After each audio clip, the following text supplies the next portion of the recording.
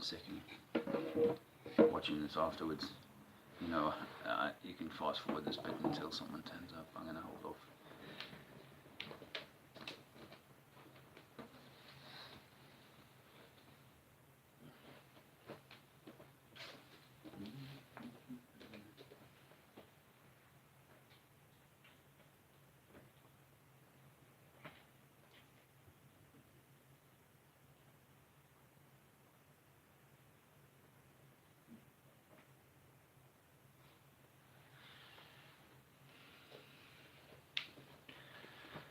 The light is pretty dim in here. No matter. I thought I'd come and have a chat. See if people were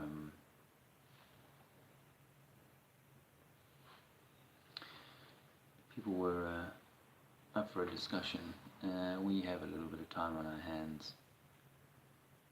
Yesterday was Tuesday, the second full week completed of this initial 3-week UK lockdown.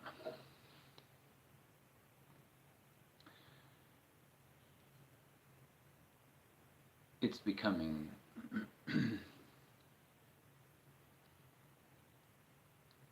as the days go by, it's becoming more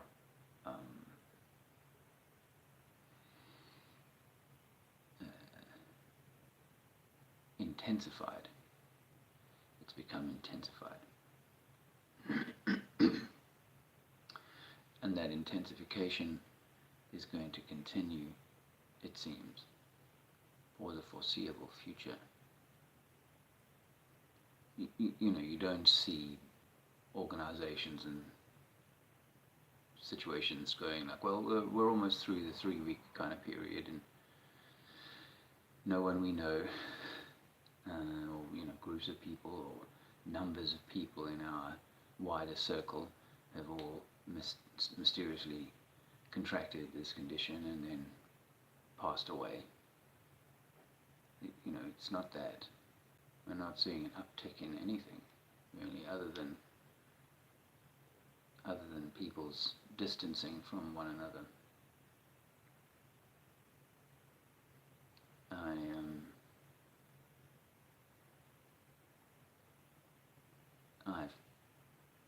I've heard reports that, thanks to Mark and Melbourne for this, but that in South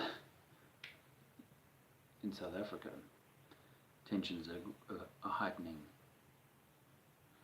The poorest are feeling this hardest first, and the attacks on police and others, on civilians, the haves versus the have-nots, whether that be within the white community or the black community.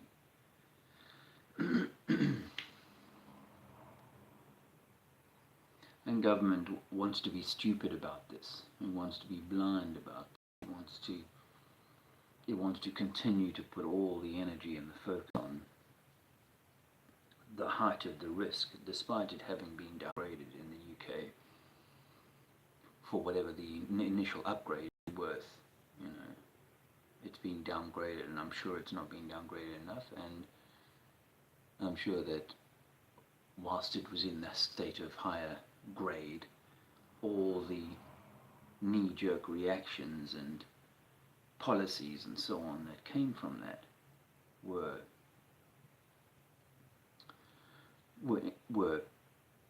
scribbled, were pulled out of the drawer because they'd been written before,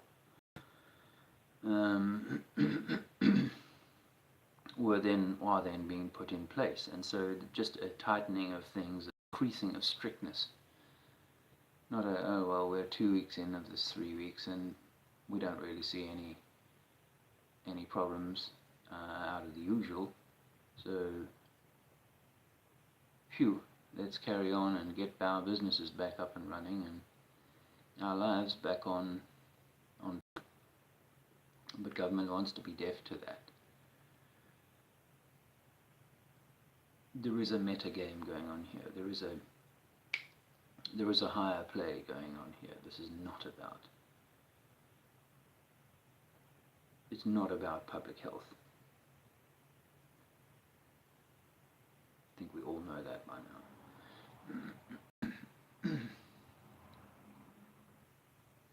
But one of the most significant realities or observations to come from this lockdown is evidenced by our lack of our sense of kingship, queenship, a sense of it is our crown that should be in place and the authority here. But no matter how big and shiny your crown may be, or you may have thought it to be, this body of control called government has basically told you to go home, basically put you under house arrest. That term may be stronger than needs be, but I think in a week or two's time many people will feel that it's a house arrest. They let you go and get food. Well, they don't have a system whereby they can deliver the food to your door, but they do. Of course, we have all the online shopping portals, and perhaps these may become even more important as a way of keeping the prisoners fed. People without incomes are going to rely increasingly on some kind of handout or turn to crime.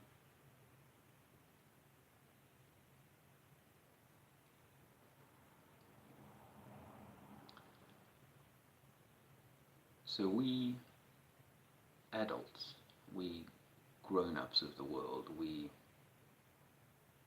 leaders of our families and members of our communities,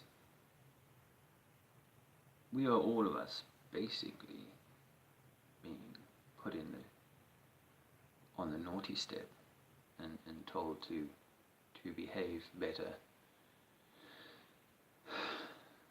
and most are willingly giving this away.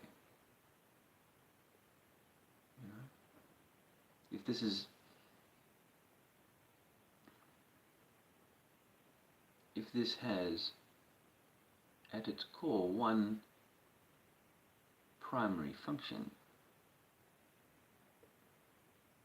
it is the usurpation of God's creation, or of the creation. It is the control and dominance of the creation, where creation should be self-governing. We have let that crown slip and given away governorship to bodies that most people think are, well, they're headed up by a queen, a righteous and lovely old lady and then they are, that democracy is the best model that humans have been able to devise for managing the affairs of things. And of course, there are things that need managing, but those should be things and not man, not God's creation, not the Creator's fractal emissary here on the plane, at this level. And help but wonder whether part of our mission here is to reclaim the crown, or to replace or return the crown to its rightful place. You see, no need for me to fight the street bully who's knocked my crown off. Should be no need for me to do that, because it is my crown, and I should simply be able to reach down and pick it back up. He is not allowed to steal it from me. If he steals it from me, it will taint him in many important ways, I think. The only way he can have it is with my consent. See, so we are essentially consenting to the street thug taking our crown.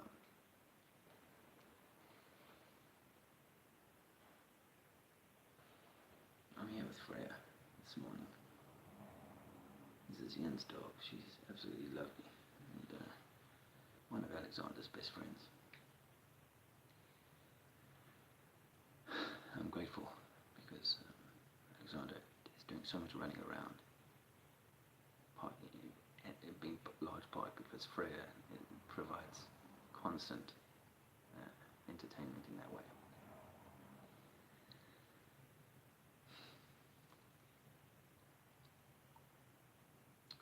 We've given away, we've consented over time. This is not just like a right now thing. Remember, where we are now is the consequence of many little consents. You know, they didn't step in one move to no obviously good reason.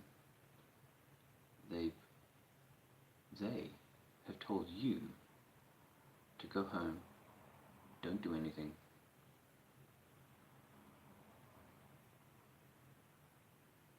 You don't see an immediate threat to you or your loved ones.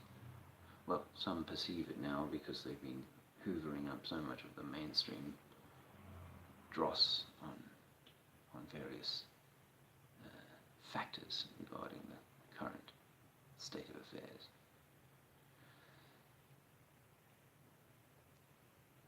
But there again, it's like, from this perspective, you can see that it's grown-ups acting like children who've been told that there is a bad dust in the air and they need to all stay indoors for the next 3 weeks. And the children will trust their parents. Given away the crown. They've given away the crown and they don't need to think for themselves. But this is where it's a problem, my friends, is that we are giving away, collectively, giving away our crown, giving away nature, giving away the tree, giving away its head.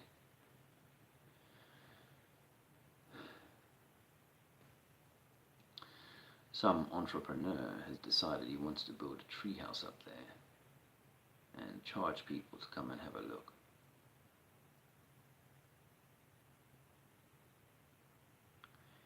Nature wouldn't choose it that way.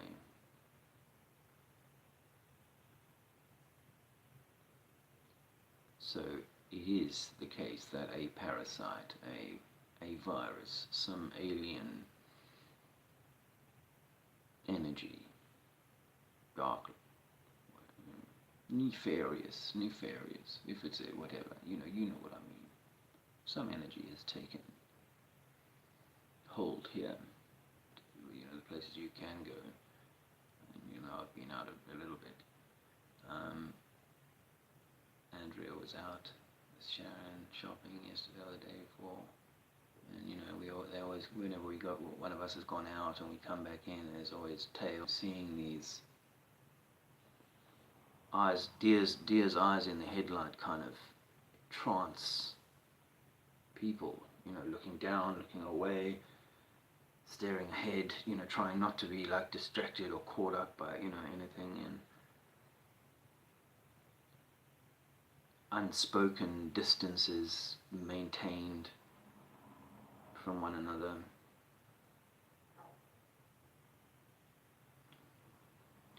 It is like living in a bit of a zombie movie where you're walking around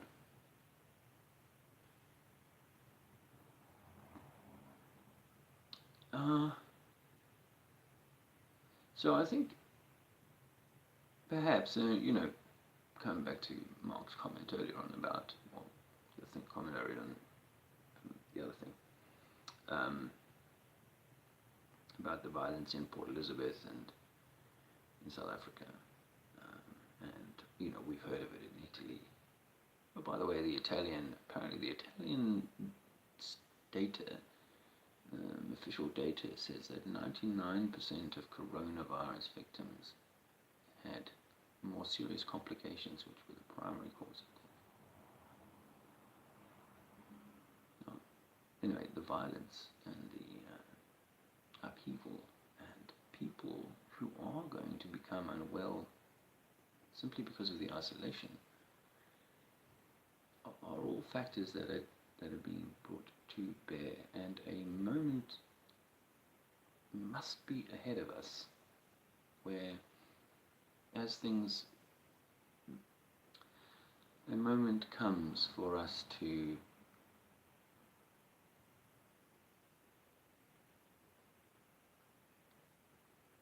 speak to a great wave who are willing to acknowledge finally that the crown was taken, or rather was given, unwittingly perhaps, but can be taken back through the pipeline, and it's going to be pretty lumpy and very smelly, I'm sure. Whatever's coming through the pipeline, it is with the express intention of removing the crown. And we need to do our part to return the crown to its rightful place. Individually, but I think eventually collectively.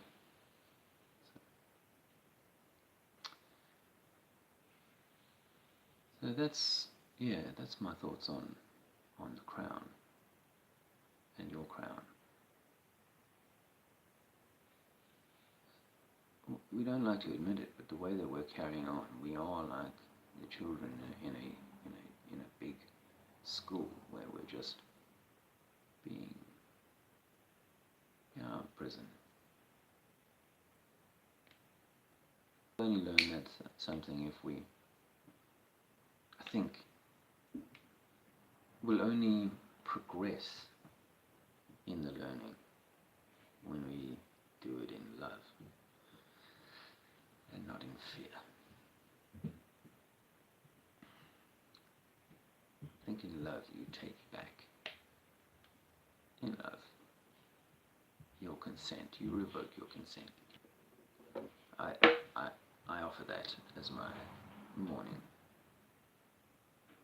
thoughts, having done a little bit of sun gazing before I started this. Oh yeah. Hi brother. Tell it all now. Entropy. Good morning. Yes, Zenith, I'm live, mate. I was just having a little bit of a monologue there, just for the heck of it. Hope you're well, my friend, and hope your family's well. I know that for many people, we exist around. Good morning. Good morning at your wake. Yeah. Even blessing is meant to mean be less. yeah, being around people who are just wanting to buy and hoover up all of this is so challenging.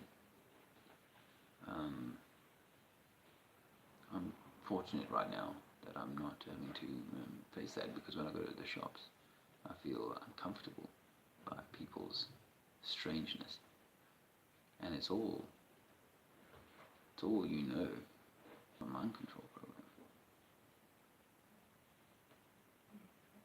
But they want us indoors. They want to show us how cuckolded we are. They want us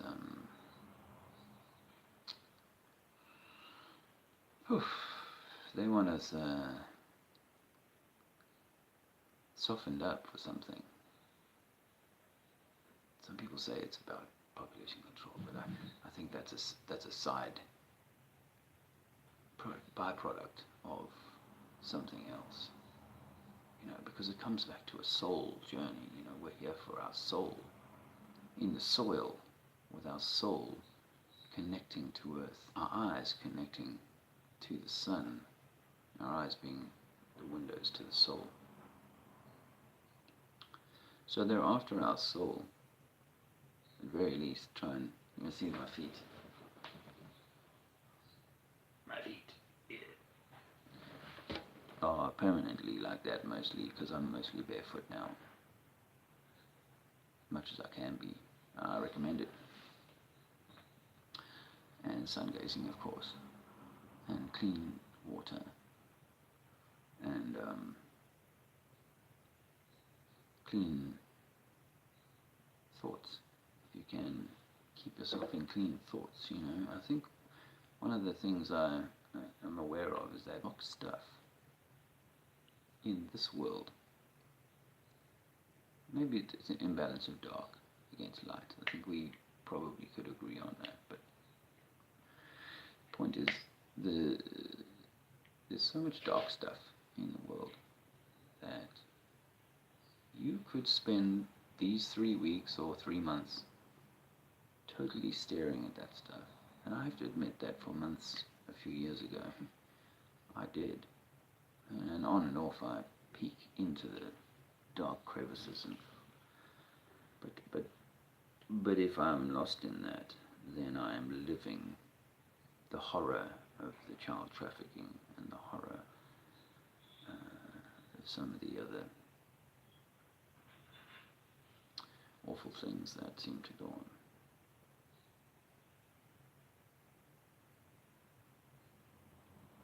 I want for those things to change in this world. I want for those things to be a thing of the past. But like if you think about a fun fair ride, one of those ones with like 8 pods on it, and people are going around in the pod, and you're really hating the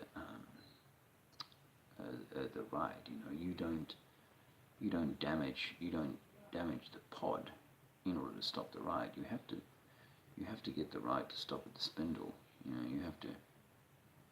You have to get to the core of it, because otherwise it's always going to be spinning. It's always going to be creating some darkness of that sort. And so, I don't want to put all my energies into trying to crack open the shell of one pod when the bigger ride still continues.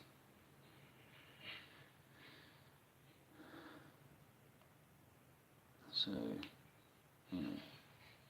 get the crown back on your own head. Trinity 4. And then, magic may happen. Magic may happen. But I want to, So, hey Nathan.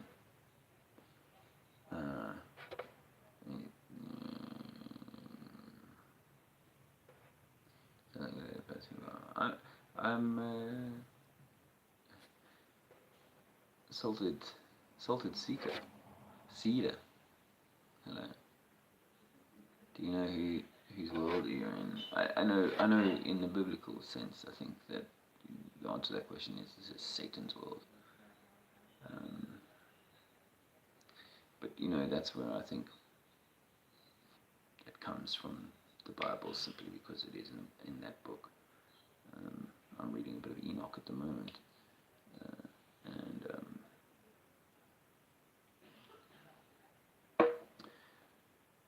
I've got to think out of natural realigning that happens cyclically. I've spoken about it before, salted cedar.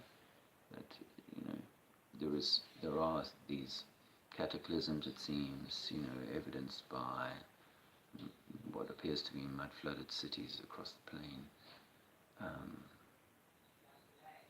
We are absolutely fed a whole lot of disinformation on every subject, and I don't think religiosity escapes by any means.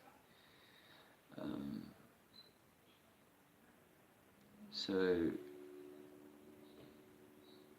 it may be that this is, well, it's my view that this is run by, it is intentionally or just cyclically in a dark period.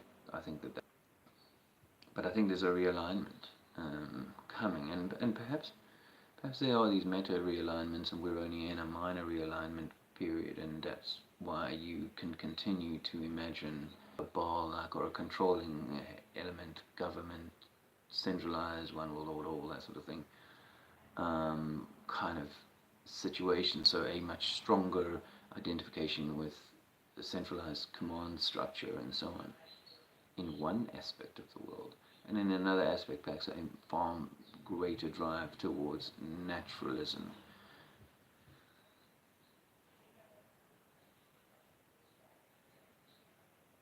Which doesn't necessarily mean godliness, I think there's a lot of people who would claim to be naturalists but agnostic or atheistic in their views. I'm very comfortable with that idea. But the source, God, and that source God we know is loving. So we have to think that there is that revelatory kind of correction that occurs, and that we need only wait for that correction to come. I prefer to go a little further and say that there's a correction that comes when the wind is blowing. It requires still for a farmer to plant some seeds and tend them. And we are meant to be farmers or stewards, husbands of this land, of this world, of this realm. Us men and women. But the person is who we identify as now, the person, which is a legal entity. Nothing to do with God. Everything to do with a system by the dark.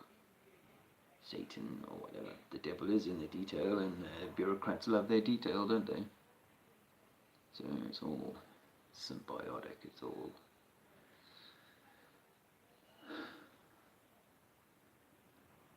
is there a higher way for all of humanity to manage itself? I have to say, with the way that we are now, the majority of people are pretty much comfortable with the government's handling. In fact, many would say that the government is not going hard enough and fast enough on shutting the world down. So are we being unrealistic when we say that that's happening is with a God-like intervention at this point in time? Otherwise, this is a longer haul arena for us to lay the foundation for, as others have been doing, for for a natural world order, not new.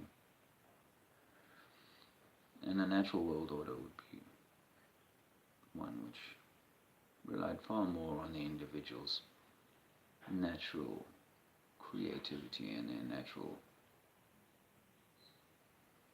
natural goodness. Perhaps I'm being a little bit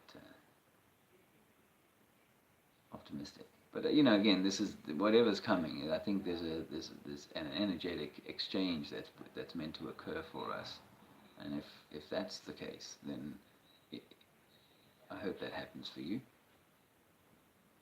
and I hope that it means that people are far more open to a new way of seeing things. Thank you. Hello, darling. Come on, the live stream. Have you got coffee? Please come on in. Zenith was in the chat a little while ago. I'm not sure if it's still there. Sure. I've just been chatting. I wasn't necessarily going to chat much longer because people have got there's plenty of interesting things here. Hey, it's Daniel Kruger. Yeah, I saw him. Morning, Daniel. No, hello, mate. Hope you're well, and I hope it's going well over at Macabre. You've obviously lost bookings, I suppose, and opportunities for this coming year. Roseanne said good morning again, as she said his name. Good morning, brother. There's Salted Cedar. Yeah, I was talking to Salted Cedar earlier on about Jesus. Jeffrey Ball. The second coming. See, I must say, the second coming troubles me a little bit. I do not mean to kind of disrespect anyone's belief system, but second coming feels to me like, it's a good reason not for you to put the crown back on your own head, but to wait for someone else to do it for you. And I don't know if we're meant to play it out like that. I'll just offer that as food for thought. I just think that we're meant to be, we'll hold on to Trump as the key card for humanity, or Q for that matter, are hoping that we can sit here, watch the news, and wait for it to unfold in our favor. I just don't think that. I think that's part of their clever trick. They were like, well, if you don't like watching the sport and the soap operas and the reality TV and porn and Netflix and all the other kind of entertainments and entrapments, you up and you move past Alex Jones and you start getting into much deeper truths and stuff, you realize that all of these things have been little holding pools. Q is a holding pool, and the second coming is perhaps a holding pool. So, is there anyone else in there? Yeah, Malcolm Melvin says we're looking healthy. Oh yeah, well, we're getting a little bit of sunshine and outdoor time here, which is very grateful for. You're looking well, and your beard, mate. It looks like you've got a stick-on beard. You have to be one of the hairiest dudes I know.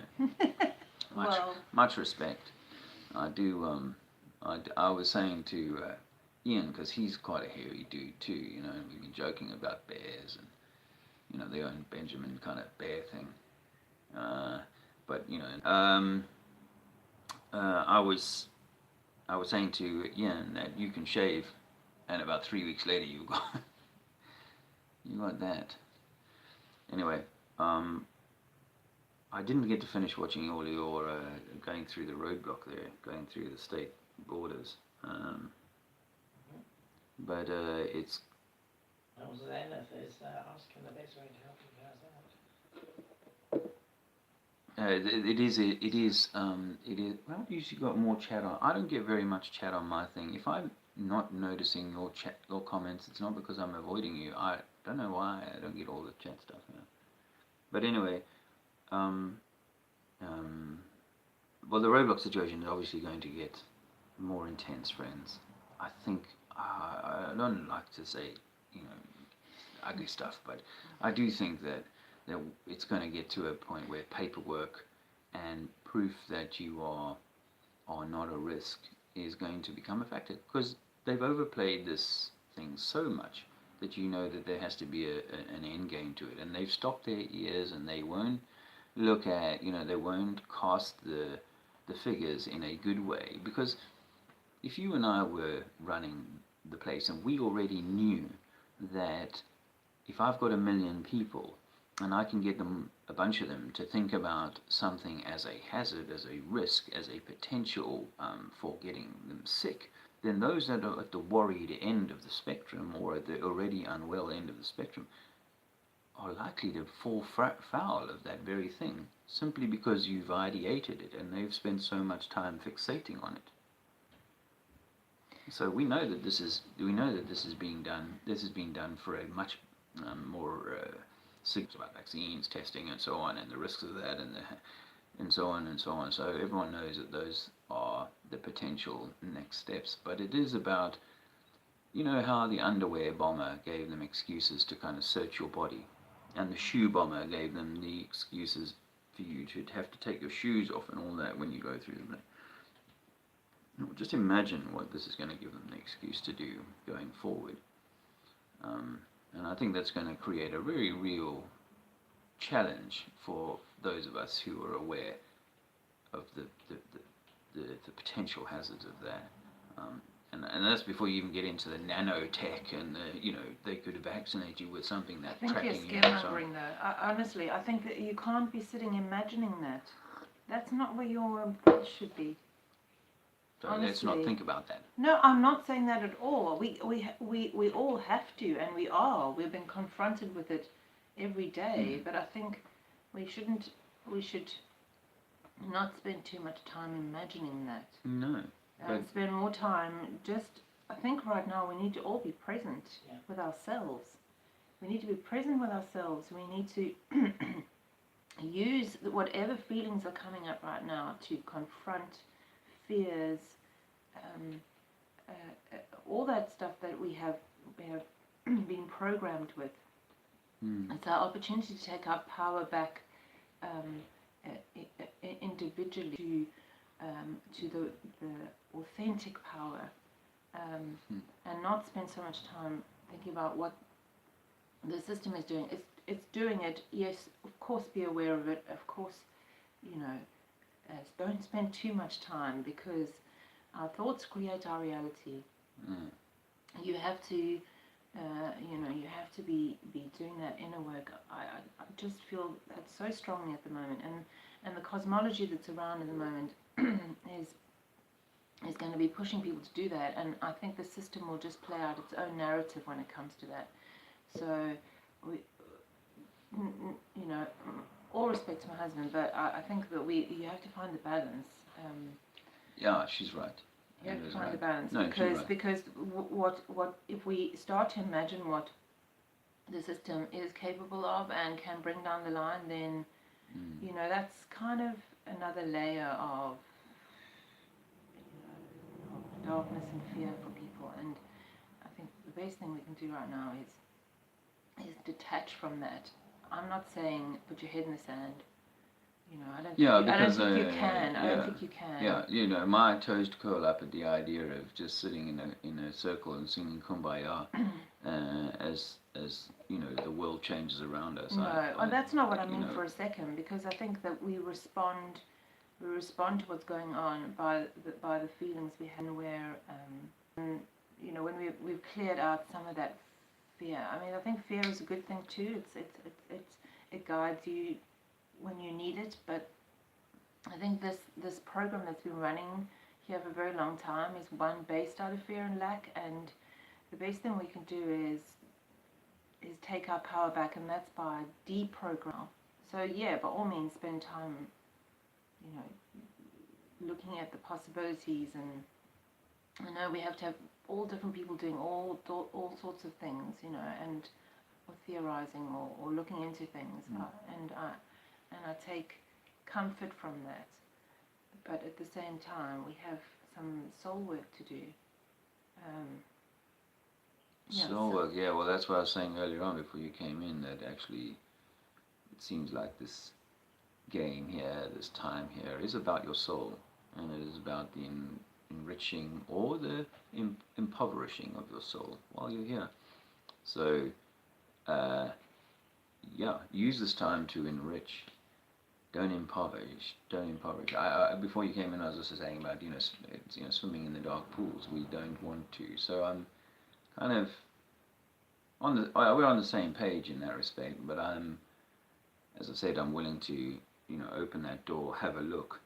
Well, I think we got to confront the beast, don't we? So for me, when I think about these things, I do have a recoil. I do have a recoil, and then I need to go to that recoil and on a personal level, on my own spiritual level, and feel those things, so that I can put them in their right place or let them go.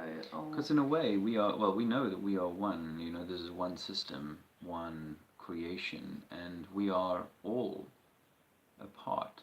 We are all part of that one creation, that one system, and therefore that is, dare I say it, us.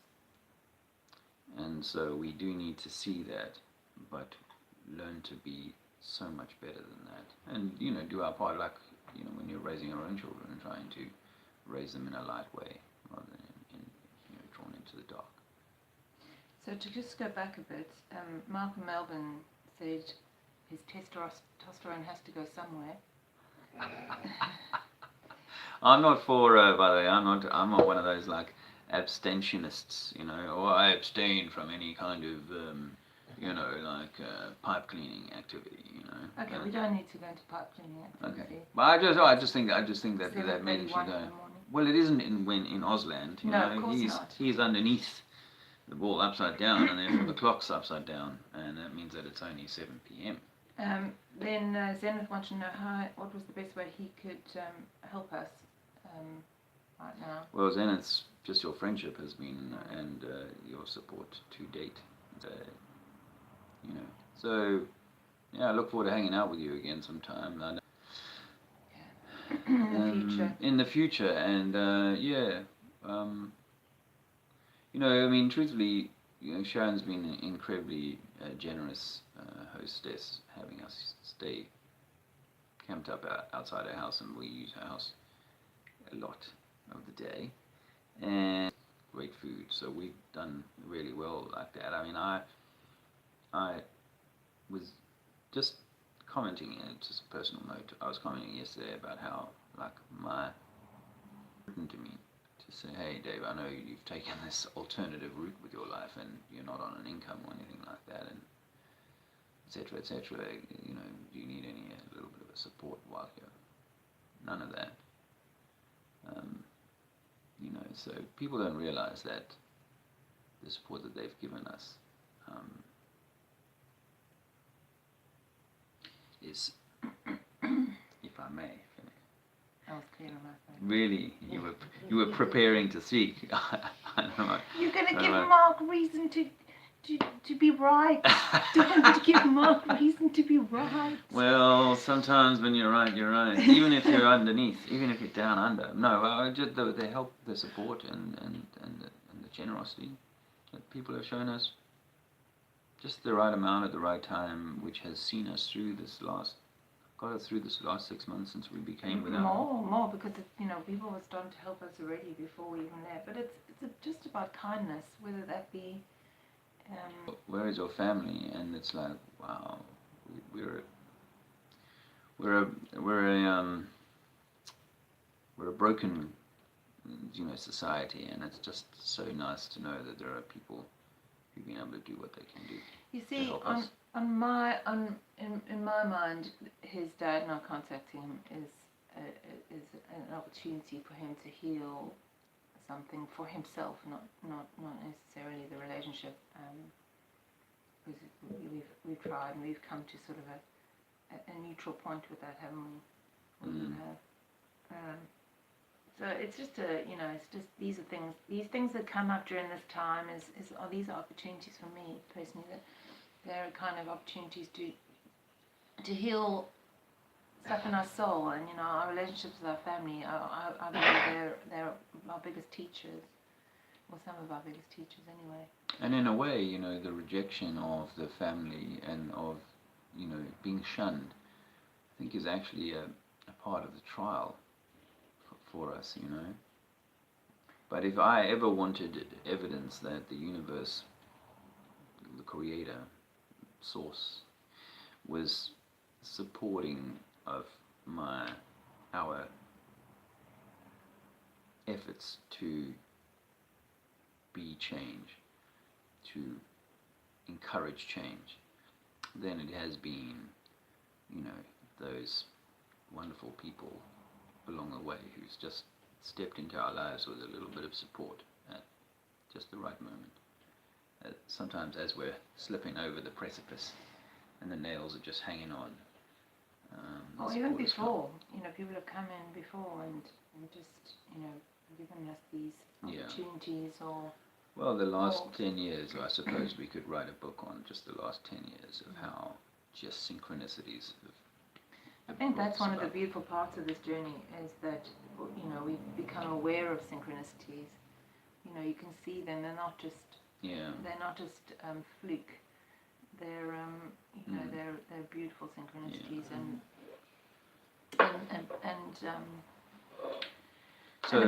abundance really. I mean, I said the other day, I think we're very fortunate to be where we are, and I say that again. You know, we're very fortunate and we're very grateful for that.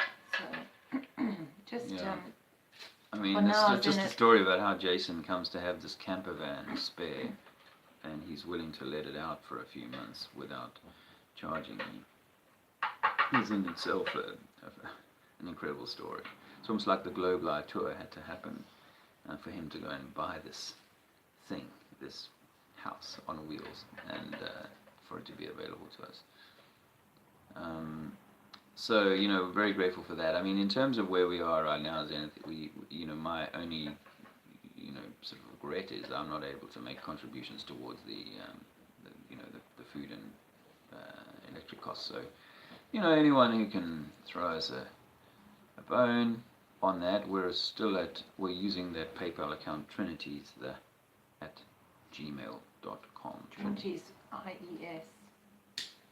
Trinities at gmail.com on PayPal. But we, you know, actually, because I mean, Sharon's been a wonderful hostess, and when we arrived here, well, she called us or sent a message via Ian, or you know, in that first few days after we had the camper, I think, and said, you know, you guys need to come up here. You know, things are shutting down. And when we came up here, I thought, oh well, you know, a couple of weeks and it'll all be over. But we all know now that this has got a much.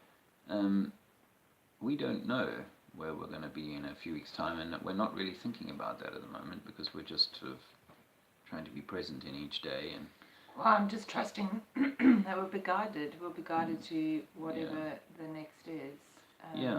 And I know I've said this a few times, but I feel like we those that can discern this as much as we've been able to, you know, there's much still to learn, but those that can have been given those keys to unlock the information for an important reason, and that reason is still to be manifest. That's still to be shown to us, and I'm not sure exactly what my place is, but I know that I've been brought to this point and given this sense of purpose for a reason, and that reason is to do with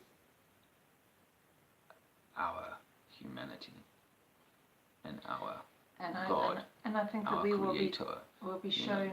Know, no jokes, no like, oh, you know, this is some kind of cult, religion, whatever. No. This is about all man, all, which is my surname, and all man, but all man as one, and one creator, one connection to that creator, and that creator wants for this to be a loving world, and we, in our time, have to, because now with social distancing, we've never been further asunder. And families are dobbing on families, neighbours are spying on neighbours. You know, we are looking at each other with contempt and thinking that that person is sick that they can't even come in my space, let alone shake my hand. So, what if spiritually they are? what, toxic? Well, the person certainly that's thinking that. Well, know, that changing the colour of your aura. That's why I think we also need to remember that whatever's going on here there's a spiritual, and you're going to see people show their truth. You know, the astrology this year is there's no hiding from your truth. So that's why confront the darkness. We're all human, but we have an opportunity to do that, and you will see toxicity. You will see spiritual toxicity, and people are not going to be able to hide that. Yes, and it may come out in the form of these, actually manifest physically in the form of the effects of this CV, the curriculum vitae.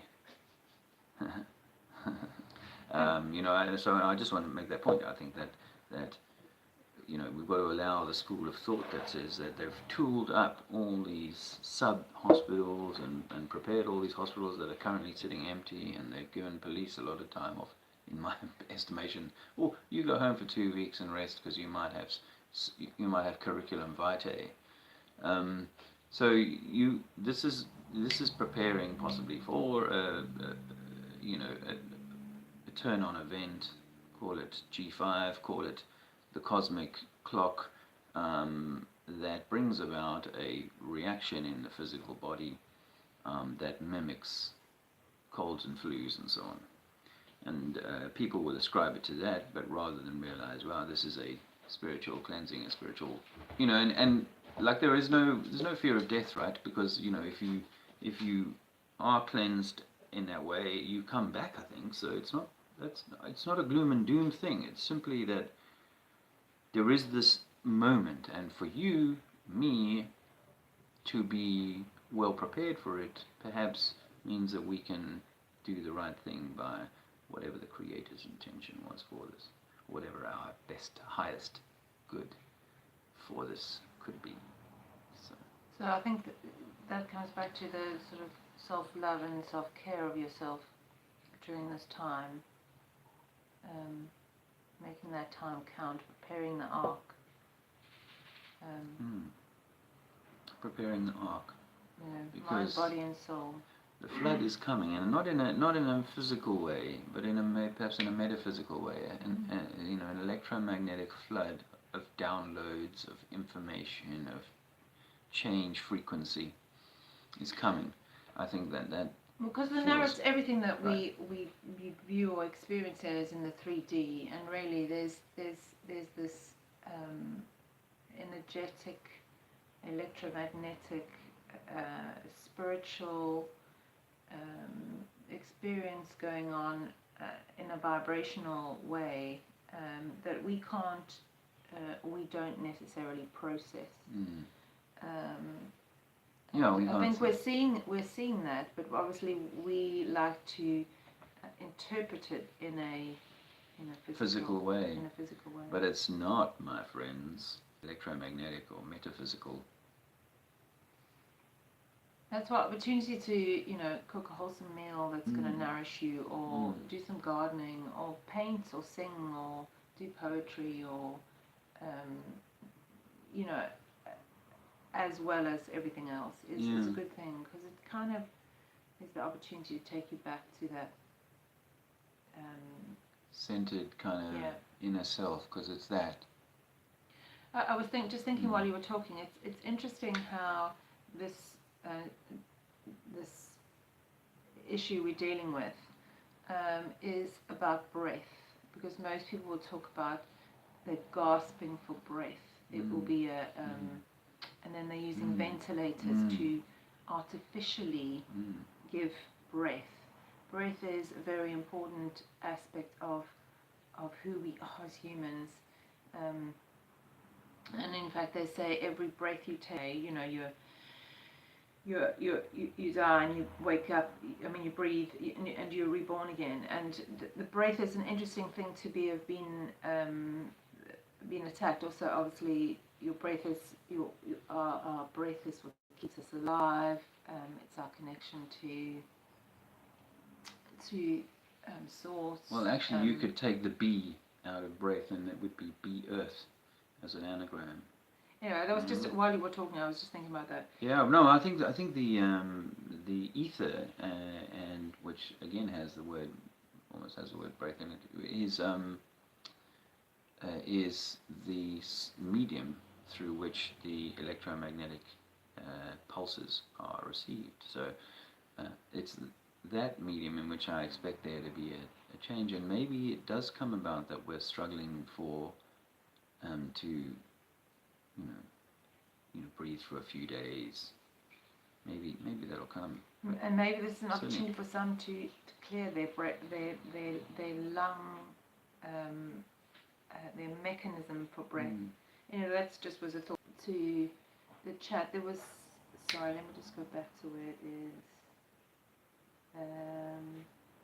Any suggestions of website? It's not on children, and it's unfortunately it's just Alexander. The two, we were still very much in the system. I think the best thing for us to do, because it requires quite a few steps, is if you're interested, then email Dave and we can put together a document, I think. Could we do that for you? Yeah. And then we can send, because that's how it was done for us. We were given a document that very kindly meet up with us and explain, and we can do a follow-up to that, or we can have a chat. Well, I told Daniel Kruger we would do a video a while ago, and others have asked for a video because okay, well, we can maybe work on that, but some of the paperwork that we used, I think, is in storage. So yeah, it's just you have to. Dave and I tried to skip a few steps, and really, actually, if you just follow the guidance, this lady. So I will say this just to give you the kind of the heads up, M. The first thing to do is to refuse the birth certificate appointment, and I recommend writing to the magistrate or the local authority, whoever, to inform them that you won't be, registering the baby's birth. Be sure that you've got a copy of the live birth certificate from the hospital, because the doctor will sign a live birth, because that's going to come in. It'd be important later on to prove that the baby was born here, and then that's the most important thing. And just so you know, like ours was a last minute. I mean, I knew before Alexander was born that I didn't want him to have a birth certificate, but Andrea was still coming along that road, so she'd actually agreed an appointment to go and inform the state on the birth of this new baby. We were due to be there at 10 o'clock in the morning, and I phoned them up at 9 o'clock and said, we're not coming. They sent 2, I think from memory, threatening letters, the first of which I responded to, and the second of which I also probably responded to, but their threats never went any further than that. Me, they want to speak to me because the mother is the informant. They want to know if Dave was coercing or stopping me from completing the process. Right. To which I said no. I said it was a joint decision. Yeah. But we can do a more detailed. Yeah, but the point is that you need the proof of live birth. When it comes we know to some people passport, that some people have had home births without anybody present, and they are struggling to. Well, certainly when it comes to getting the passport. You don't have to register your baby. They will threaten you with fines and all sorts of things. But if you want to then have a travel document, which, by the way, you don't have to have. But we know it's a real pain in the backside. But if you don't have it, they will stop you at every border control, question you for hours, and possibly not even let you through. So, and especially under the current circumstances, that will probably be the case. Yeah. If we ever get to travel like that again anyway. But certainly if you want a passport, you have to have proof of live birth.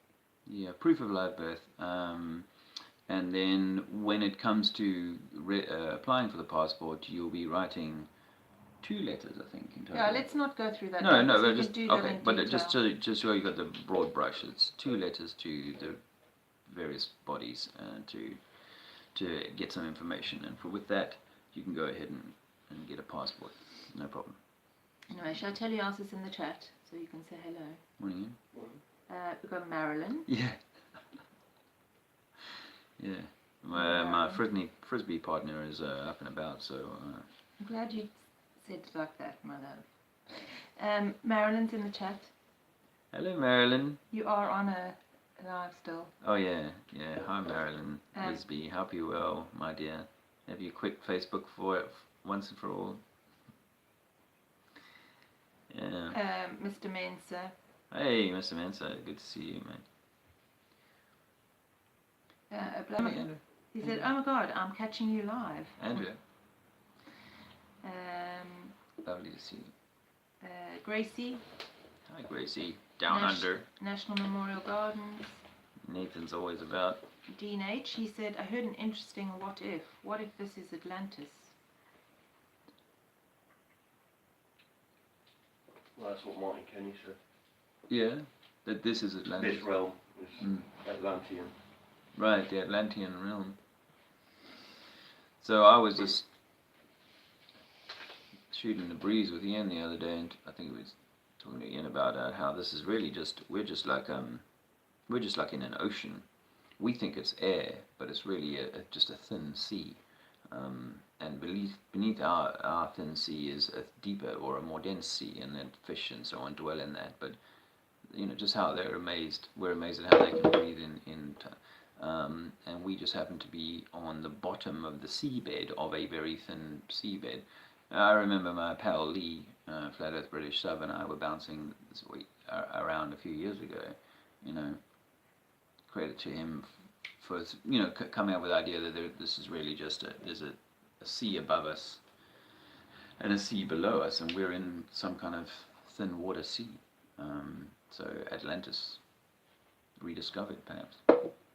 Yeah, I was surmising this morning that just as a thought, as I was sun gazing, that I've been toying with this for a few years now. That this idea that the only model is the flat Earth model is the circular model, but this idea that perhaps we live on like a sheet of paper, east-west sheet of paper, that you could travel east or west as far as you wanted to, because the sun would always sort of track with you. It would be merely you'd lose it if you went too far north or too far south. So I do, when I think about extra land and stuff, I think that's one of the possibilities. Just throw that out on the table for your consideration, my friends. Let me read it for you. I can read can that. read? My eyesight is 20/20. Yeah. Is it really 20/20? Joe Mama. Hey Joe Mama, nice to see you, mate. Obviously he's been speaking to Salted Cedar. Okay. I think Zenith had to go. Alright. Well, and that's we it. probably need to call it quits. It's an hour and 6. Does anyone want to say anything from the room here? Anyone, any comments? It's too early. Yeah. Well, thanks for having us, and thanks for stopping by and listening. I'm hoping that we might Hospital. do a little hospital recce today. So look out for a live in about 6 hours' time, something like that. Yeah, we'll talk again soon. Thanks. It's good to have the female kind of. I've said this before, I know, but it's good to have the female balance. Well, down under, what it's like. Yes, no, it's like down under in the nanny state. Boys have to be really hairy, don't they, mate? I don't know Is this why funny you're story? even saying that, because you're really hairy. I'm not that hairy at all. Yeah, you are. I had that funny story about trying to talk with an Aussie accent. People on the train. I upset a few Aussies on the train coming down the Eiger, mate, because I tried to throw a little Aussie echo in there for a bit of fun, but hey ho. They thought I was taking the mickey, taking the piss, No matter. Friends, yeah, I'm grateful for having someone who offers me the more feminine, softer aspect of this, because when the warrior mentality, if I can allow that for all of us males, when the warrior mentality is tweaked and pulled and blah, blah, blah, then it can be a little too quick to pick up the weaponry rather than the hoe.